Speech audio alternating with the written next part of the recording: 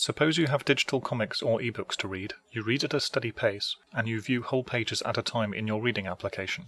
Then you can make the reading easier by making an AutoHotKey script which sends space every certain number of seconds, turning the pages for you on a fixed timer. An example script would look like this. When I press Ctrl-Alt-M, it starts the loop. When I press Shift, it stops it, and then every 40 seconds it presses space. I chose 40 seconds because my average page reading time for comics is 35 seconds, and it's worth putting a number 10 to 20% above your average time into it to account for longer pages. It also checks 50 times each second for me trying to stop the loop. Unfortunately, sometimes there are pages which are too text-heavy to read in the given time, and sometimes there are pages with far less text, and it becomes annoying sitting there waiting for the timer to finish, not knowing how long is left. I've even found myself looking away out of boredom and then not noticing the page turn. So it would help to have an indicator of how much time I have left before the page will turn. Look at this script. I used the cursor to indicate the time remaining. It moves to the bottom edge of the screen and somewhat to the right, but not in the bottom right corner. Then it moves 150 pixels up, and this loop that goes 50 times moves it down 3 pixels each time, meaning that at the end of the 50 loops it will be back at the bottom of the screen. Then it sends space to turn the page, gets back in position, and repeats. This means the cursor physically ticks down during each loop. With this setup, it's less boring waiting for the page to turn, but I still run out of time now and then. And if I increased the loop time, I might not run out of time, but I'd get even more bored waiting on the shorter pages despite the time indicator. To solve the problem of text-heavy pages, I could assume I'm able to send a page up to the computer via voice recognition or button whenever I've missed part of a page. This gives me another whole loop to finish the page, although if I've only missed the last few words of a page, having another 40 seconds for just those few words will be annoying, as it's effectively caused a text-light page. Solving the problem of text-light pages is trickier. If I assume I'm able to send a page down or space to the computer via voice recognition or button, I could skip forwards a page, but then I'd have less than my loop time on the new page, which increases the chance that I'll run out of time there and have to turn back, or even turn back again.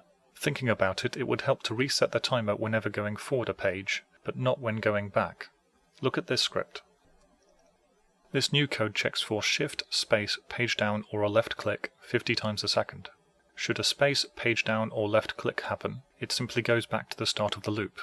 The timer is reset, but AutoHotKey doesn't turn the page. The click or key press does. Space and page down can be used in almost any reading application, but I included left clicks because certain comics readers accept those for turning the page, giving another option. There are some provisos. The number 40 in the script is the number of seconds per loop. You need to change this according to your average page reading speed for comics or ebooks, so it will help to have timed yourself. The spacebar won't always turn the page in your application, but I've included page down as an option. Simply delete the semicolon from the start of this line, put one at the start of this line, and save and rerun the script. The cursor ticks down to the screen coordinate 1000, 2000. But if your monitor is really tall, 2000 won't be enough to get you to the bottom of the screen, and you'll need to increase that. You might prefer the cursor to hit the top of the taskbar, which you'd have to estimate through trial and error by reducing the value 2000 to your screen resolution height minus somewhere between 40 and 120 pixels. And 1000 pixels from the left might place the cursor in the middle of the page, so you might need to increase or decrease that to get it to a comfortable position. Don't forget to press Shift to terminate the loop when you're done reading, because having it act on left clicks will lead to annoying issues in other software. Though if you don't plan to use the left click option at all for reading, put semicolons in front of these two lines or delete them. Generally, a longer loop time will reduce the need to turn back with text-heavy pages, and having some music playing may make you more patient with text-light pages. The ultimate benefit of this is that, with the right time setting, you can read a digital comic or ebook one page at a time, only inputting with a voice command or button press every few pages.